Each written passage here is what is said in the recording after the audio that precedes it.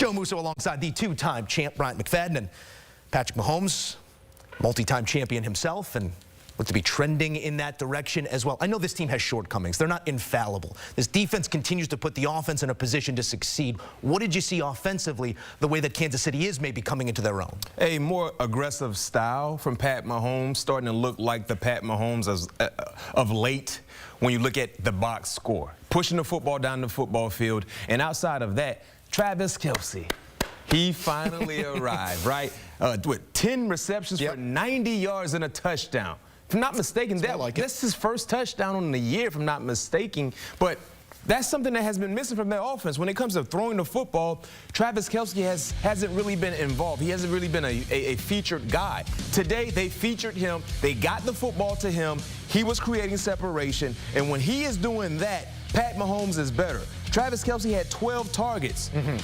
He caught 10 of them. That's the guy. That is the guy. Ramp him up, slow him down, do whatever you need to do to get him ready for postseason, but he's being called upon in a more immediate role now. And that's what they need to continue to do. And I think we will see more of Travis Kelce being involved because we know he is still him. It's just about the timing and the rhythm. For some reason, we weren't seeing that connection. And then, of course, let's throw in DeAndre Hopkins. You know, you didn't really see a lot, but he caught 2 passes. I think he will become more comfortable within this offense. And when that happens, then you got an issue you got to really worry about. But when you look at the Kansas City Chiefs, the first thing that comes to your mind is like, wow, they're barely winning ball games. Number one, it's very, very difficult to win as many football games as they've won. You say they haven't lost since Christmas. Well, that's where I want to go with you next here, because when you zoom in and let's take the framing of the division. This is a quarterback now who is 32-5 against his division in his career. His touchdown to interception ratio in those games, 77-23. He is undefeated in Allegiant Stadium, including last year's Super Bowl. How do you maintain this level of productivity even when the noise does get a little loud on the outside that we don't see it anymore? Well, 2 things with the Chiefs.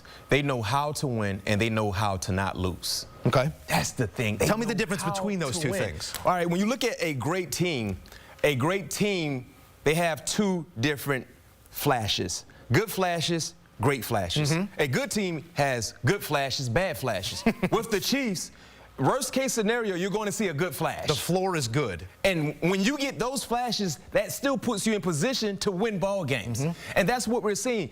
Think about this, viewers. I know there's a lot of people saying, well, they're not that good. They're number 1. You are what your record says you are. It's 7-0. But think about this. How many teams in the National Football League that you watch week in and week out can continue to find ways to win ball games without having your wide receiver 1 in lineup because of injury, without having your wide receiver 2 in the lineup because of injury as well, and without having your running back 1 in the lineup because of an injury?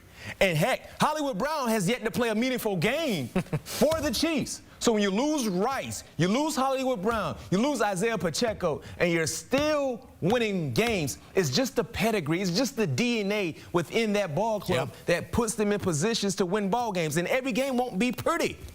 So what? This is not college football where style points matter. You have a committee that looks at how you win ball games in the margin of victory. No, this is the NFL. All they care about is winning or losing. And they don't have a committee to decide if your win was pretty enough to be able to get a seat into the tournament. You want some winning stats? Give it to me. How about 12 third-down conversions in a single game, the most by a Chiefs team since 1991? What does that tell you? I mean, about making the play when the play is required. 12 third-down conversions. This tells me this team, and I'll just highlight the offense because the defense, they've been in the party since the start of the season.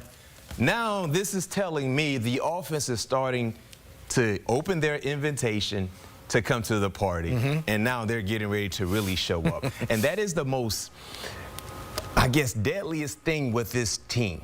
They're 7-0, and the offense, compared to what we've seen in years past, have been more pedestrian-like compared to what they've done. What happens when it all starts clicking?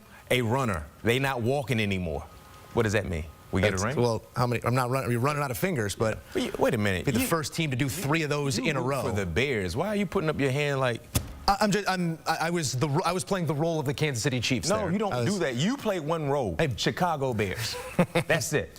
I got one more question for you here, Mac, and it comes on the other side. The Raiders, again, mathematically, it's working against them. Is Max Crosby a Raider this time in 2 weeks? Well, we're hearing that Mr. Davis, the owner, he's stated he's not trading Max Crosby, but Max has also came out on record and saying, I don't want to be a part of a rebuild. We're not here to rebuild. And currently, they're in the midst of a rebuild. They don't, mathematically speaking, there's a lot of football left to be played, but let's keep it real. They don't have a fighting chance to become a relevant enough team to get into the playoffs. Their season is pretty much done when it comes to playoff hopes. So what happens now? Do you try to add resources to look for the future to build on? Yeah. Or do you just keep some of the key components there in the building to try to build that way? Yeah. Usually when you're in the midst of a rebuild, you need resources. You need picks.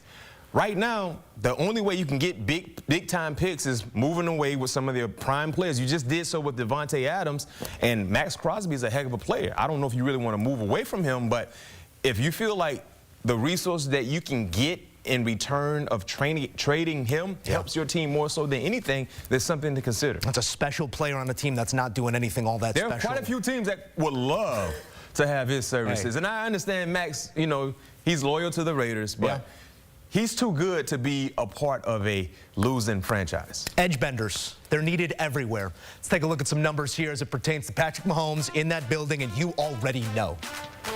Roll the dice. The man loves Vegas, 6-0. I know after his last win in Vegas, he ended up at excess. I mean, I don't know if I'm telling on him here, but. You did. I wasn't at the party. We'll see you there next time, Patty. How do you know where he was? Sources. More HQ coming next.